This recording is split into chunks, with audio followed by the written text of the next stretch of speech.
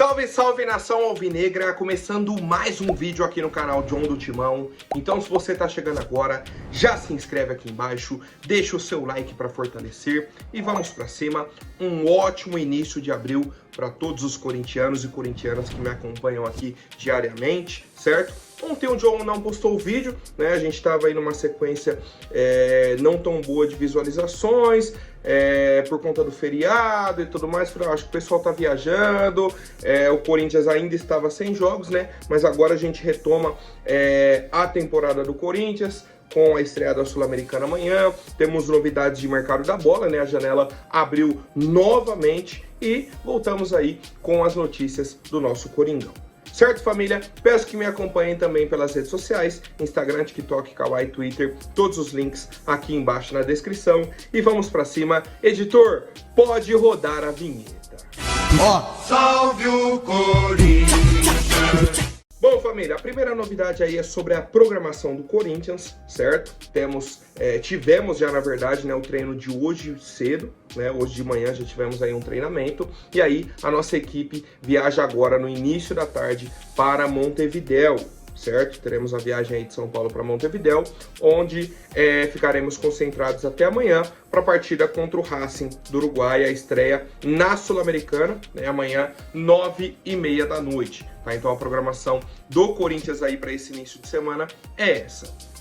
Treino hoje, viagem e aí o jogo amanhã, certo? E aí, ontem, né, foi a Páscoa, domingo de Páscoa e tudo mais, mas tivemos aí treinamento dentro do CT Joaquim Grava, né, em preparação aí para essa estreia na Sul-Americana, certo? O técnico Antônio Oliveira fez uma atividade de jogadas ofensivas e defensivas de bolas paradas, tá? Então foi esse o principal foco, né, do treino de domingo. Hoje tivemos mais uma atividade e aí amanhã a gente estreia na Sul-Americana, certo? E aí, postei até no fim de semana, né, quando o Corinthians divulgou, tivemos a lista de jogadores inscritos na Sul-Americana. Vou pedir para o editor colocar aí na tela. Temos muitos nomes que o torcedor não conhece, certo? Nomes desconhecidos e tudo mais. Por exemplo, dos goleiros. O Matheus Correia é um cara que não aparece muito. O Matheus Donelli aparece, o Felipe Longo, Cássio, Carlos Miguel, o Cadu, vez ou outra. Mas o Antônio Oliveira colocou nessa lista jogadores do Sub-20 do Corinthians e também do Sub-17, certo? Jogadores que se destacaram aí na categoria de base e tudo mais, tá? E aí os zagueiros Kaká, Caetano, Félix Torres, Fernando Vera, Gustavo Henrique, João Pedro, Raul Gustavo e Renato. Laterais, Palácios, Fagner, Guilherme Pelegrin, Hugo, Léo Maná, Matheus Bidu, Matheus França e Vitor Mer. Meio-campistas, Biro, Breno Vidon, Dieguinho, Fausto Vera, Igor Coronado, Matheus Araújo, Maicon, Luiz Gustavo, Paulinho, Pedrinho, Ranielli, Rodrigo Garro, Rian, Vitinho e Iago. Atacantes, Arthur Souza, Giovani, Guilherme Henrique, Guilherme Inácio, Gustavo Silva, Cauã, Kaique, Luiz Fernando, Pedro Henrique, Pedro Raul, Romero, Wesley e Yuri Alberto. Tá, esses são os jogadores inscritos pelo Corinthians na Sul-Americana, certo? Cara, é o elenco que a gente tem do time principal e alguns jogadores da categoria de base. Eu acho que não tem muito o que acrescentar dessa lista nesse momento, porque não temos outros jogadores, né? O clube, obviamente, vai buscar alguns nomes aí nesse mercado interno, nessa janela de transferências, mas já precisava entregar a lista para a estreia, né, da Sul-Americana. A lista está aí e eu quero saber a opinião de vocês. Um ponto importante, né, que o torcedor já comentou e eu já deixo aqui também para a gente debater, é sobre o Gabriel Moscardo, certo? Volante que foi vendido para o PSG. Teve a questão aí da lesão no pé, tinha que fazer a cirurgia, o PSG falou, não, beleza. Então, ele assina com a gente, fica emprestado aí com vocês até o meio do ano. No meio do ano ele retorna para cá. Existiu e existe uma expectativa sobre o Gabriel Moscardo jogar ainda com a camisa do Corinthians. Só que ele não foi inscrito na Copa do Brasil. E na Sul-Americana agora, uma lista com 50 nomes, ele também não foi inscrito. Certo? Então assim, se ele vai jogar, se ele vai na Copa do Brasil, não vai nesse momento, né? Não está inscrito. E na Sul-Americana também não. A última esperança é o Campeonato Brasileiro. Certo? Que aí as inscrições ainda estão abertas, né? O Corinthians ainda não entregou a lista e tudo mais. Seria a última chance. Se ele não estiver inscrito também no Brasileirão, aí não tem como. O cara não está inscrito em nenhuma competição, vai só fazer a recuperação aqui e vai para o PSG. Certo? Então, sobre essa expectativa, vai jogar, não vai? O Antônio Oliveira conta com ele, não conta? O Corinthians vai utilizar o atleta? Na Copa do Brasil e na Sul-Americana? Não.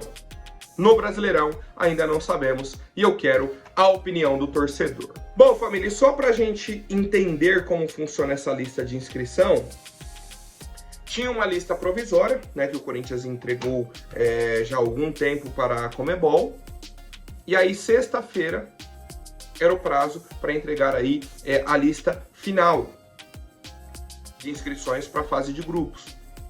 O Corinthians entregou, passei aqui a lista para vocês, certo? E aí, por exemplo, se o Corinthians fechar alguma contratação agora nessa janela, o jogador não vai poder atuar na fase de grupos da Sul-Americana. Só vai para o mata-mata, certo? Quando abrir aí as inscrições para o mata-mata, aí o Corinthians pode fazer uma substituição na lista. Tira um atleta, coloca outro, certo? Por isso, então, que o Corinthians até colocou tantos jogadores da base, porque se você quiser fazer uma substituição lá na frente, você tem opção para tirar. Pode tirar um goleiro, pode tirar um meia, pode tirar algum jogador da base que não está sendo utilizado, você tira, substitui na lista. Ou seja, o Gabriel Moscardo não poderá jogar nenhum jogo da fase de grupos. Certo? A última rodada está marcado aí para o dia 28 de maio. O mata-mata já começa em junho. Na verdade, eu acho que até para frente, tá? Porque tá marcado aqui, ó. Playoffs das oitavas, 12 de julho. O prazo para inscrever. Oitavas de final, 9 de agosto. 12 de julho, já abriu a janela, o Moscardo já foi pro PSG. Então, na Sul-Americana não tem chances dele jogar com a camisa do Corinthians em 2024, tá? E até em cima disso, muita gente me mandou esse fim de semana não, de ontem para hoje, uma possível notícia de que o Augusto Melo viajou para os Estados Unidos, fez uma reunião com o Matias Rojas e o convenceu a retornar ao Corinthians, né? Que o Matias Rojas havia ameaçado recorrer à FIFA para rescindir o contrato e que ele chegaria essa semana no CT e iria para o jogo de amanhã contra o Racing do Uruguai. E aí, só pela explicação que eu trouxe aqui de que o jogador não pode ser inscrito na fase de grupos, não pode substituir, não pode... já desmente essa notícia. E aí fui procurar, né, o pessoal que havia publicado e tal, o pessoal, 1º de abril, dia da mentira. Ou seja, não existiu acordo, conversa, nada entre o Augusto Melo e o Rojas nesse fim de semana. Ele não vai se reintegrar ao elenco do Corinthians nesse momento, não existiu acordo, não vai para o jogo de amanhã, não tem nada disso. A situação do Rojas segue a mesma coisa que já estava e eu quero saber a opinião de vocês. Quem já caiu aí em alguma mentira desse dia 1º de abril, porque olha, o pessoal tá criativo, postaram coisa de Roger Guedes, disso, daquilo, não existe, tá? Não existe. A janela está fechada, a janela que está aberta, eu já falei para vocês aqui, já expliquei, é do mercado interno, só do futebol brasileiro. O jogador pode se transferir de um time brasileiro para outro time brasileiro. Janela internacional está fechada, certo? Estamos combinados, estamos alinhados. Vamos para mais novidades, família. Falando sobre os direitos de transmissão, certo? O Augusto Melo fechou um acordo, né? Avançou, na verdade, nas negociações com a Abrax para vender aí os direitos de transmissão do Campeonato Brasileiro, certo? A proposta inicial da Abrax era de 240 milhões. Corinthians foi, negociou, conseguiu subir esse valor. Não tivemos a confirmação para quanto que subiu esse valor. Só que aí já me levantou um ponto de alerta, que a informação que temos é que a proposta da Globo seria de 300 milhões. Então a Anabrax teria que ser superior a isso. Por que que eu falo isso? Porque o Corinthians conseguiu essa nova negociação com a Abrax. Só que antes de fechar, o que que o Corinthians fez? Ligou para a Globo. Globo, é o seguinte, a gente estava de dar uma resposta aí para vocês, só que a gente conseguiu uma proposta da Abrax nesse valor. Vocês vão cobrir a proposta ou não? Vocês têm um prazo aí de uma semana, mais ou menos, aí para responder a situação. Muito obrigado. Ou seja, o Augusto Melo vai fechar com a maior proposta para o clube, certo? Não está fechado com a Abrax, não está fechado com a Globo. O que acontece hoje é praticamente um leilão. E isso é bom para o Corinthians, que vai conseguir mais dinheiro. Vai se valorizar. Vai vender no maior valor possível. No maior valor possível. Ponto. Vai colocar, ó, quem conseguir pagar mais vai ter o Corinthians em 2025. Vai ter os direitos de transmissão, tá? Então, para o torcedor entender, a Abrax aumentou a proposta, não temos a confirmação do valor, e o Corinthians repassou essa informação para a Globo, para ver se a Globo vai cobrir a proposta ou não, tá? E aí, por isso que eu falei, a informação que a gente tinha é que a proposta da Globo era de 300 milhões. Então, para a Globo ter que cobrir uma proposta da Abrax, aqui a proposta da Abrax teria que ser acima desses 300 milhões. A gente segue acompanhando e eu quero saber a opinião do torcedor, família. Bom, agora falando sobre o mercado da bola, tá? Tivemos aí duas informações nesse fim de semana. A primeira delas é que o Corinthians estaria negociando com o Cuiabá pelo lateral esquerdo Riquelme. Um jogador de 20 anos, vem se destacando aí, né, na equipe do Cuiabá, trabalhou com o Antônio Oliveira e tudo mais. O Corinthians tem essa necessidade de jogadores para a lateral esquerda, né? Tivemos a novidade até do Matheus Bidu inscrito na lista aí da Sul-Americana. Tem o Hugo que não vem bem, certo? O Palacios que deve retornar, só que ainda é uma incógnita para o Corinthians. E aí o Corinthians estaria negociando com o Riquelme, lateral esquerdo do Cuiabá. E a informação é a seguinte, de que o Corinthians fez uma proposta de 3 milhões de reais, mais o Raul Gustavo. Então mandaria o Raul Gustavo para o Cuiabá e pagaria mais 3 milhões de reais pelo lateral esquerdo Riquelme. Além disso, caso o Cuiabá não queira o Raul Gustavo, o Corinthians poderia incluir ou o Caetano ou o Matheus Donelli na negociação. Cara, sobre o Caetano ou o Raul Gustavo, eu gostaria que eles negociassem o Raul Gustavo. O Caetano também não tem muito apego, sabe, a manter o atleta aqui. A questão do Matheus Donelli é que eu acho que é um jogador que tem mercado europeu, é um jogador que tem categoria de base da seleção brasileira.